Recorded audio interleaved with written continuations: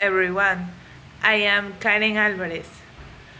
Today I will talk to you about realize the treatment of molecularly target therapies for cystic fibrosis. Definition: cystic fibrosis is the most commonly life-blinded autosomal recessive genetic disease. The traditional treatments applied for patients with cystic fibrosis focus on the consequence of the dysgenic abnormality. In development are groups of treatments that are focused on overcoming this genetic defect directly or indirectly.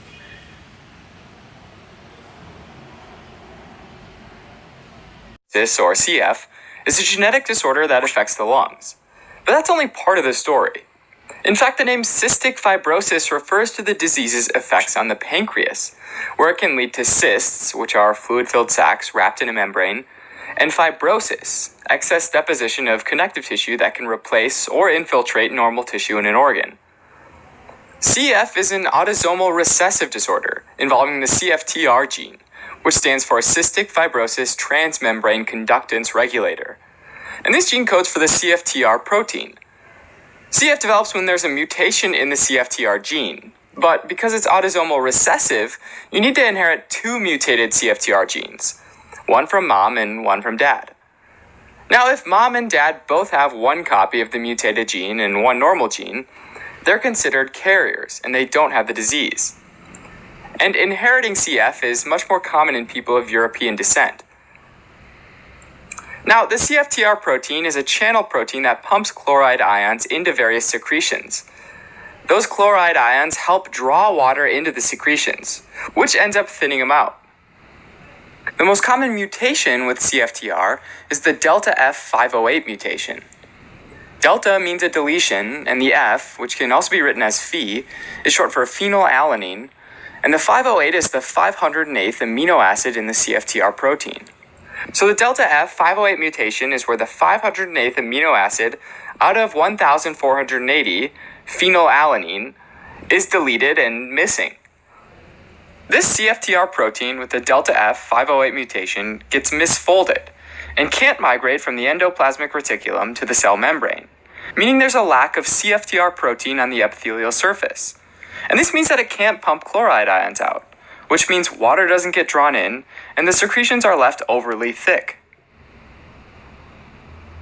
In a newborn Application in the nursing. The nursing staff perform registry of the vital signs of the patient with cystic fibrosis. Diagnosis means sweet test, molecular study, nasal transvitalial potential difference, and clinical evaluation by systems, respiratory, digestive, endocrine, and kind pathologies, and health promotion, education, and immunization.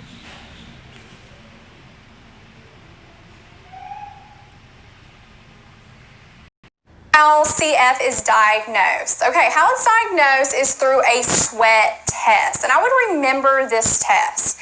Now, this test is a painless test, and what it does is it measures the amount of salt in the sweat. Because like I was talking about earlier, these sweat glands are producing way too much salt.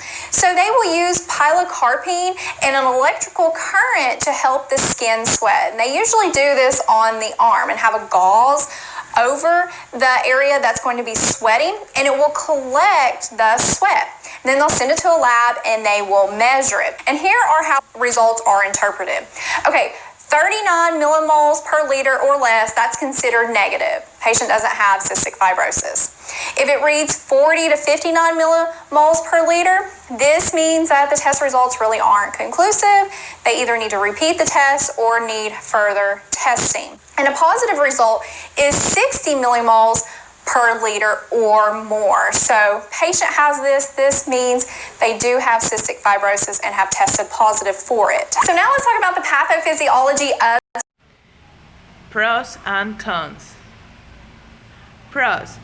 Give the recent approval of this therapy by FDA. These findings indicate that it may be possible to often safe and effective molecular target therapies to 19% of persons with cystic fibrosis. And cons. This pathology social effect in cystic fibrosis is reduced chloride conduct at epithelial membranes, which result in secretion with abnormal chloride and sodium concentration.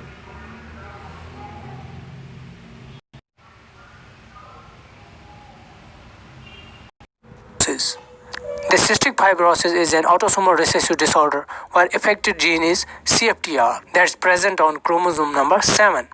First of all, we will see what's the function of CFTR gene. We see the CFTR gene is present on DNA, transcribes into mRNA via transcription process, and this all happens within the nucleus.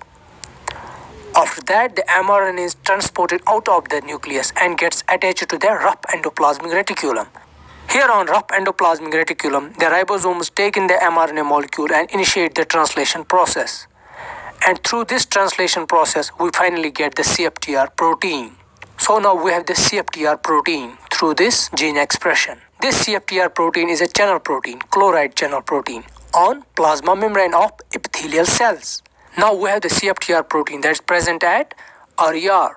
So from the site of synthesis, that's from RER to the plasma membrane of the cell, where it will act as a channel protein, and these CFTR protein channels are mostly present on epithelial cells. When we see the epithelial cell, the CFTR chloride channel protein is present in plasma membrane, and inside of the cell we have chloride ions and water present, and to the outside of the cell we see we have mucus on its surface, a thick mucus. But it's this CFTR protein which transports the chloride ions out of the cells and also draws water out of the cell through the process of osmosis. And with this transport, the mucus that's present on the surface of epithelial cell is thinned out. It maintains the viscosity of mucus. But things change here. When there is a delta F508 mutation in CFTR gene, at that time the CFTR protein is absent in plasma membrane. The delta F508 mutation is the deletion of phenylalanine amino acid at 508 position on polypeptide chain. The F is the symbol for phenylalanine. So when there is delta F508 mutation in CFTR gene, the gene is transcribed well into the mRNA. We also get the CFTR protein from translation. Everything is going well till now. But only thing that lacks here is that CFTR protein is not able to get transported to the final destination, that's to the plasma membrane, due to some folding errors.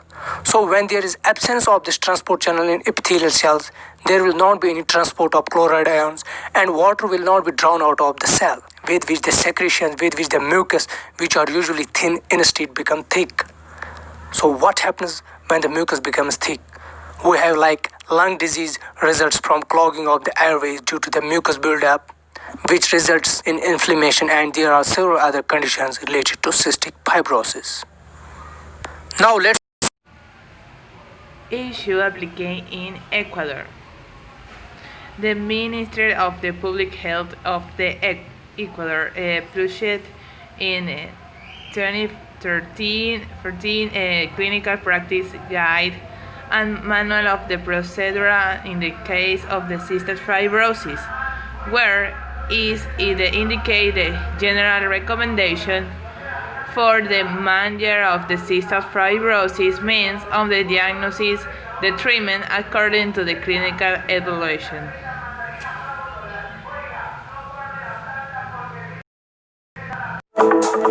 A patient with cystic fibrosis is susceptible to infections of the lungs. This is due to a mutation that affects a protein on the surface of lung cells. Many different mutations can cause cystic fibrosis, but all of them involve a transmembrane protein called CFTR that functions as a channel for chloride to move in and out of cells. In this case, CFTR is less able to transfer chloride ions out of the cell compared to the functioning protein in people without cystic fibrosis. The channel is, in effect, locked shut. This inability to transfer chloride ions has an effect on the outside of the cell. In people without cystic fibrosis, there is a balance of chloride ions inside and outside lung cells, which maintains the right amount of water and salt ions in the mucus lining the airways. Cilia normally sweep the watery mucus from the lung lining, keeping the surface clean. In patients with cystic fibrosis, chloride ions concentrate inside cells and draw in water by osmosis. With less water, the mucus becomes thicker and cilia can't move. Flow is reduced, providing an environment for bacterial infection. But there are now drugs that can help patients. To find a drug, researchers tested over 200,000 small molecules to see if any would bind to the CFTR protein. Then, for each small molecule that had some binding ability, researchers chemically synthesized different variations of that molecule and tested them for the ability to improve the function of some types of mutant CFTR channels. They identified a drug that, when taken by patients with a certain type of CFTR mutation, binds to the CFTR protein, opening the channel and allowing improved ion transfer. This increases chloride ion flow and maintains a watery, clear mucus, which helps the cilia move more freely and reduces the risk of bacterial infection. Conclusion. In conclusion, molecular target therapies for cystic fibrosis are evaluated to sleep performance. Treatment that target the underlying defect of the cystic fibrosis by enhancing the function of the CFTR protein. In the next decade, it is anticipate the invalidation therapy designed to overcome a specific mutation abnormality will become routine. This is expected to have a fundamental impact of the course on the designs, severely improving quality of the life and prognosis. Time treatment in the cystic fibrosis allows assigning the design from the patient perspective. We can help assess the patient adaptation to the design and detect change associated with the establishment of the treatment or the evaluation of the design.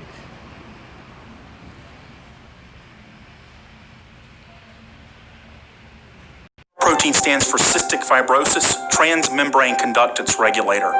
It's a pore on the cell surfaces of many organs in the body, including the lungs, sinuses, pancreas, and the gut, that's responsible for the movement of salt and water on these cell surfaces. The cell surfaces need the salt and water to keep regular health and is a problem when not functional in cystic fibrosis. When it's not functional, we have a loss of normal function, and that results in several downstream problems, including reduced clearance of mucus and a lot of inflammation, which cause damage to organs in the body. The abnormal protein function is due to mutations in the genetic code or the information which encodes proteins known as DNA. When the DNA is faulty, it results in abnormalities of the protein function at various different levels. There's a wide range of work being done in the cystic fibrosis community to address the problem of faulty CFTR protein function. This ranges all the way from clinicians to basic science researchers who are looking at ways to understand the protein malfunction and researching new drug therapies which target various mutations which cause different problems of protein function.